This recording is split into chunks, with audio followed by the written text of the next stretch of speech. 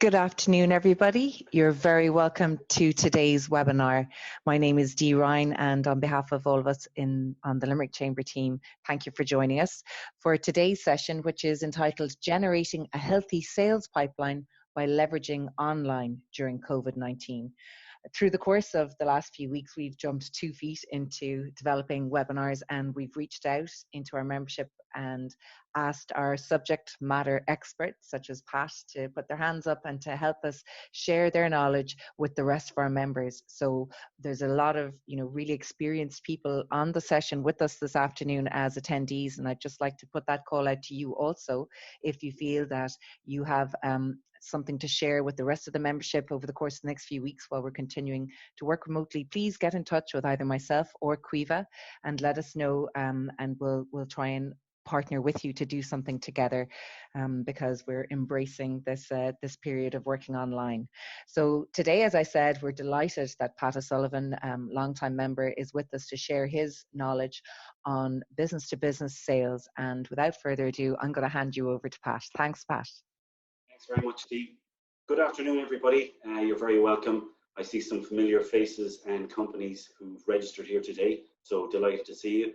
Thanks for giving up your time. I'm going to do my best over the next 30 minutes or so to give you as much info and give you some actionable insights that you can take away after the webinar. So look, the way I've structured it is I'm going to break up the presentation into two, I know, just the slides are stuck for a sec. Okay, so look, I'm going to break into the presentation. I'm going to break it down into 2 parts, okay? First part is going to be all about the current situation. And then we're going to go into the question that everybody has in their mind right now. Is it okay to sell? Thirdly, we're going to go into mindset and talk about how you can adjust your mindset. And lastly, in this part, we're going to talk about ways in which you can audit your sales. So look, the current situation right now, I mean, we're all in the middle of it. It's outside of our control. We're in uncharted territory. It's disconcerting. It's unpredictable. We don't have a map. We don't know when we're going to get out of it. But I picked these 2 pictures, and I came across them in the first week of this whole pandemic. And I picked them for 2 reasons. One, because I think it's important that we still have, and keep a sense of humor about things. And secondly, I think it just kind of reflects the way things are now and what people are experiencing in the sense that, we're all kind of frozen now. We're stopped at work. Offices are closed for the most part. Cultural, arts, sports, that's all on hold. And, we don't really know where we're going to come out of this and from what side. And there's many times, I suppose, we've all been like this guy here. I know I certainly was just 2 minutes ago when I couldn't get the slides going. But apart from that, we've all been in this position where we're worried about our families, we're worried about our staff, we're worried about our colleagues, and we're worried about our businesses. So we've probably gone through 3 or 4 stages right now, from shock to fear to paralysis, and maybe now just back to trying to handle the new norm. And what it's meant for our businesses is that our businesses have been flipped on their head. So everybody, bar a couple of lucky people, are in survival mode. They're looking to cut costs. They're looking ways they can save their staff, generate sales. But the thing to remember here is what's really happened now is that the buying window for people has just been moved forward a couple of months. We don't know till when, but it's been moved. Now, I don't mean to be flippant when I say never waste a good crisis, because to be fair, there's very little that's good that's come out of this so far. Perhaps maybe the way people are dealing with each other a little bit better. But what I mean by this, and I'll give you the context about it, is I think we've been given a real opportunity now to maybe reflect, reset, and even restart our businesses and our business processes. So I think this is a time maybe when we can move from being reflective, right, reactive right now, to now being intentional about what we're doing. and about what we want for our business. So are there areas that in your business you want to improve on? From a sales point of view, do you want to look at how you sell? Do you want to look at the sales structures you have in place? Do you want to look at the sales processes? Because what you did before may not be relevant now. So it's important that you look at those things. And I think the biggest takeaway for me out of this is now is a golden opportunity to work on future you.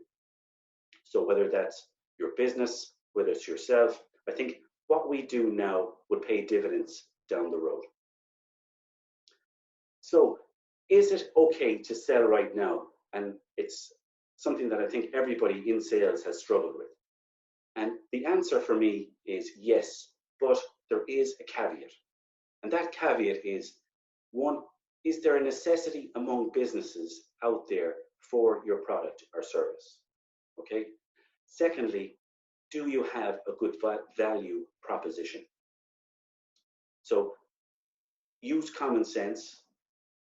Avoid, these tactics that we see on Facebook, Instagram, where, they're offering discounts using this COVID code and all that kind of stuff. That's really disingenuous. And I think anybody who's doing that out there should stop. Next, it's really important that you're empathizing with your prospects out there or your current customers. Now, empathizing doesn't mean that when you send an email that you say, I hope your family are well and everything's going okay, and then you go straight into a pitch. Empathizing is really about putting yourself in their shoes, looking through their lens, if you like, and experiencing what their problems, their priorities are right now. And finally, looking to try and get some kind of agreement on the next steps. So after we pick up all the pieces here, that there'll be an agreement to move forward. Now actually is a perfect time that you can practice maybe learning to lean back. So having a push strategy instead of a pull strategy. By that I mean asking questions like, what next step, if any, would you like to take? Where would you like to go from here? Does it make sense to X? So these are all kind of questions that you can ask your prospects, your clients, on deals that are maybe stuck at the final stage and you didn't get to push the button on them. That's kind of a way that you can approach it, leaning back. So that's just a couple of examples there. It's really important right now that we're developing the right mindset. And by that, I mean, not only during this pandemic, but beforehand, when prospecting, it's really important that you're engaging to serve, not engaging to sell. That's really important. Secondly, if you take anything out of the first part of this webinar, take this. When you're engaging, just engage to start a conversation, okay? That's the first step. And as always, you have to earn the right to sell. So one of the ways that you earn a right is you build up credit with either that prospect or that potential buyer. So think of it like this. Your relationship with the prospect is like the bank of goodwill. The question is, are you in credit or are you overdrawn? Now, just to give you an example of what I mean by that. A friend of mine that bought their house and just moved in before Christmas. They have a neighbor who lives about 2 doors down.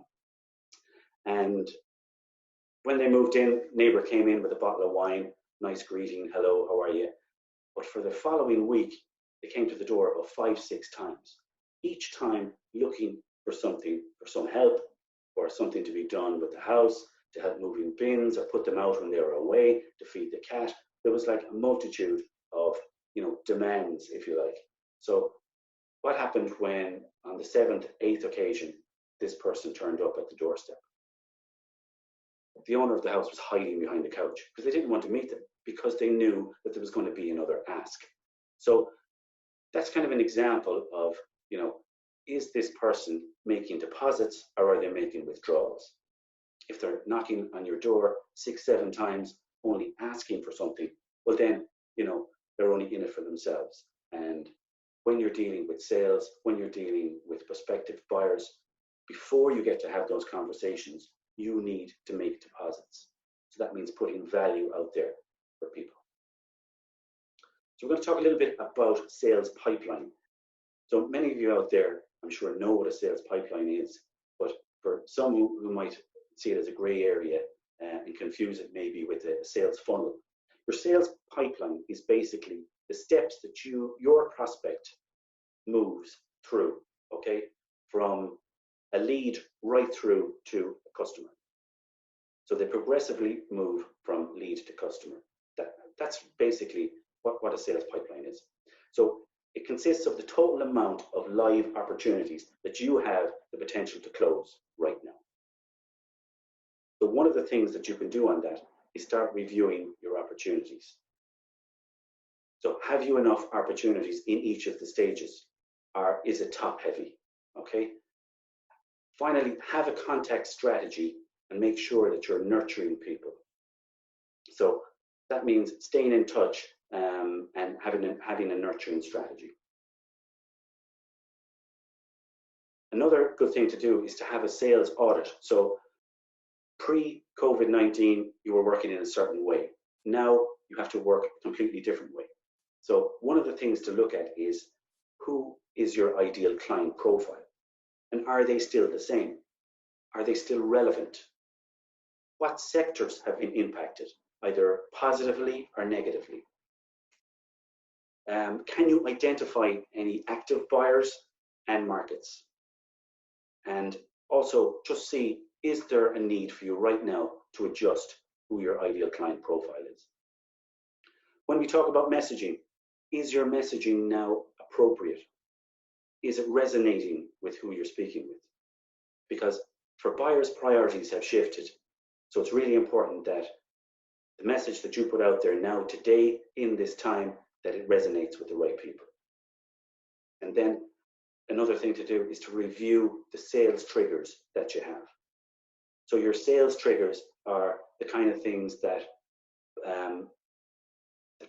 basically that make buyers jump and reach out for your product or service. So that might be change of CEO. It might be a company is taking on new funding. It might be a company is on an employment hiring spree. They're like triggers. So identify what are the triggers in your industry that maybe you can react to right now. So the first two there, that's your ideal client profile. Second one is your message. And the third one there is about your prospecting activity. That's something else you might need to review, how you prospect. I think it's fair to say everybody's sales plans are gone out the window at this stage, and everything is going to be pushed forward a number of months. Process, your sales process, as it is now, there's probably very little you can do with your sales process. If you're trying to accelerate deals and get them over the line sooner, it's not a good time to do it. Realistically, they're going to be pushed out a number of months. Okay, so look, that takes us to the first break. And what we might do now is we might check if there's any questions, if anyone has any questions they'd like to add. So just jump in. If you'd like to go live, you're more than welcome. You can just raise your hand and Quiva will let you know. Or failing that, you can just put a question in the chat and I will deal with it now. So feel free, take a second. Okay. And if there's nothing coming through, we'll head on into the next section. Okay. Super. Okay, so just see one coming in now or no? 1 second. No, good to go. Okay, so for the second part, I'm going to talk briefly about 3 areas. One is your personal brand. Second is mastering LinkedIn. And third, we're going to talk a little bit about social selling and what that means.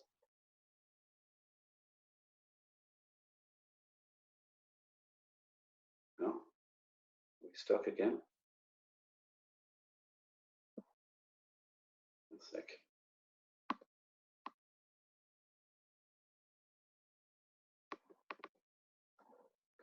It seems to be frozen. Just give me a sec. Okay, there we go. Apologies. Right. So to develop your personal brand, like we're not meeting face to face right now. So it's really important that you're working on your digital you. Okay. So whether that's through social media, Facebook, Instagram, LinkedIn, whatever that is. And there's a couple of things you can do here. One of them is start creating content. Now, if you're not great at creating content, you can curate content. Lots of content out there. Pull in what's relevant to you, to your industry, to potential buyers, to peers, and start putting that up and educating people. You can also start to be a voice for people.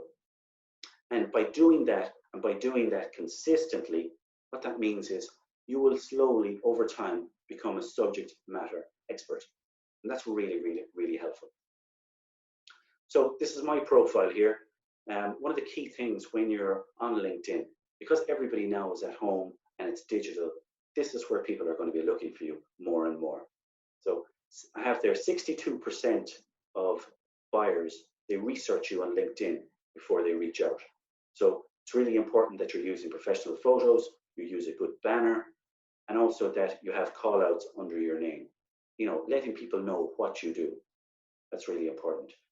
And if your LinkedIn, I suppose, profile is like a CV, I would change it up. Unless you're actively looking for a job, it's much more important that it's not like a resume and you're actually telling people how you can solve their problems. One of the key things that you can do through this is build your network. So there's 575 million people on LinkedIn. About 275 or so are, well, they're active on it. And if you look at who viewed your profile there on the left-hand side, that's one area where you can start connecting with people. And that's something you should check regularly, connect, reach out. And I'm going to show you one or two ways how not to reach out and then also how to reach out. So here's one example here that I got back in January. Hi Patrick, do you have time for a call this week? Such and such a company is based here. Our expert team creates sites that both look great and function flawlessly. We currently have a special offer running, website and mobile site design for only $5.99. So what's that screaming to everybody here? It's basically saying they're just interested in themselves and promoting their products without even getting to know me, my business, or what they could do for me. Here's another one, and the first one I think is actually quite good. So it says, hi Patrick, I see that you're a coach. I admire that. Everyone needs guidance to reach that next level and be successful. Looking forward to connecting with you. But immediately after I accepted it, it was sent, a pitch was sent, which is the wrong thing to do, guys, on LinkedIn. So glad we connected. This may sound random. If I told you I've been working with over 60 coaches and consultants in the last year, helping them get X, Y, and Z, would you be interested in a conversation with me? But obviously it's a no, unless it is something that I'm actively looking for. But it's the connect and pitch, and it's a real no-no. So here's another good one I received October last year. Hi Patrick, we're both part of the Video Innovators group, so I wanted to reach out and connect with a fellow content creator. Looking forward to learning more about you and your journey. And I, of course, accepted the request. And there was no pitch afterwards. So that's kind of the key, one of the key things to do on LinkedIn. Reach out, make connections, but make the right connections for the right reasons. Okay, so one of the other things that you can do here is you can ask for referrals, okay? And there's a reason that people don't ask for referrals, and they're leaving money on the table by not asking. So 3 of the main reasons are they're not sure how, they feel a little bit awkward about it, and they're afraid of putting themselves out there, maybe being rejected. But all of us have customers that we like, that like us, that are happy with what we're doing, and they're the ones that you should be asking for referrals from. So just a rhetorical question here for you. How many referrals have you asked for in the last week, in the last month, and the last quarter? here's a way you can ask for referrals that's quite easy. Okay, one is, would you be open to introducing me to people in your network who might be interested in learning how I could potentially help? Or if you want a shorter version of that, is there anyone in your immediate circle who might benefit from having a chat with me? Now remember, you're talking to your customers here, so they're already advocates of what you do. They know you give value, so why wouldn't you ask them for a referral? So just think about that going forward, and it's something that you might do. We will be sharing the slides after this presentation. They'll all be sent out to you by Quiva, so you can pick up little tidbits from that. Okay, so here's an example of a testimonial that I asked for from Karen down in Cork. EmployFlex is the company, but why I'm showing you this is because I want to show you how I framed it, and I basically told her and guided her, if you like, of what I wanted back from her as a testimonial. So I said, "Hi Karen, could you write me a recommendation on here, please?" And I put in the LinkedIn link that you can attach, and I said, "Just some thoughts, maybe how you found the recent session I did, what you liked about it, the participative style, and if you would recommend me to others. That would be much appreciated. Thanks a million." So, and she came back with a fabulous testimonial. "Highly recommend Pat for a sales prospecting workshop. We look forward to having it back in about 6 months to advance on the structures we've put in place." So it's as simple as that, okay? Now, we're just going to chat a little bit about social selling. And many of you out there might be asking, well, look, what is social selling? Well, social selling for me is when you proactively go out to start conversations on social, okay? So marketing, digital marketing would be where you put maybe content out there and you wait for people to come to you. Social selling is you're taking more of a proactive approach, okay? So where is the best place to engage? And that is all going to depend on where your ideal client spends their time. So if most of us on here are in a business-to-business capacity, then LinkedIn, for me, is going to be the most obvious place. And remember, this is just a first step to actually bring people into, from social conversations into your sales process. Zoom, we're all on it now, horrendously for me. I think I've recovered nicely, but thanks for bearing with me. Look, it is for me the best medium for connecting. And, people are at home now, they're more open.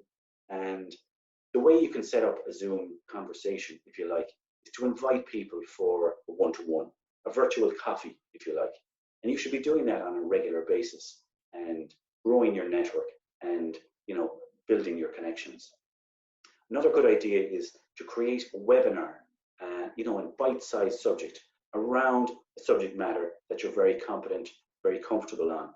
Now that could be industry experience on something, it could be related to your job on a day-to-day basis. It's just really providing information on your industry and what you know of it. But it's something that's underutilized, I believe, and something that would serve you well. Video. For me, video is probably the most underutilized tool here for prospecting. Now, there's a huge opportunity for all of us out there to use video in our personalization. What it's going to do for you is one or two things. It's going to differentiate you from everybody else out there because there are very little people doing it right now. And also, it's going to cut through the noise, okay? You look at anybody in companies, CEOs, managers, directors, all the kind of key people that you're trying to get in touch with. Their inbox is cluttered. It's full. It's full of, rubbish. So, the way for you to stand out and stand apart from other people is to use video. But it's not to be used on its own. It's to be used as part of your strategy. So the idea is that you embed a video into maybe your second email or your third email, and you direct them towards it. SalesLoft in the US, they did some recent research, and what they found was out of 134 million emails, that they surveyed, they embedded video in about 4 million of them. And in that 4 million of videos, their open rates went up by 16% and the response rates went up by nearly a quarter.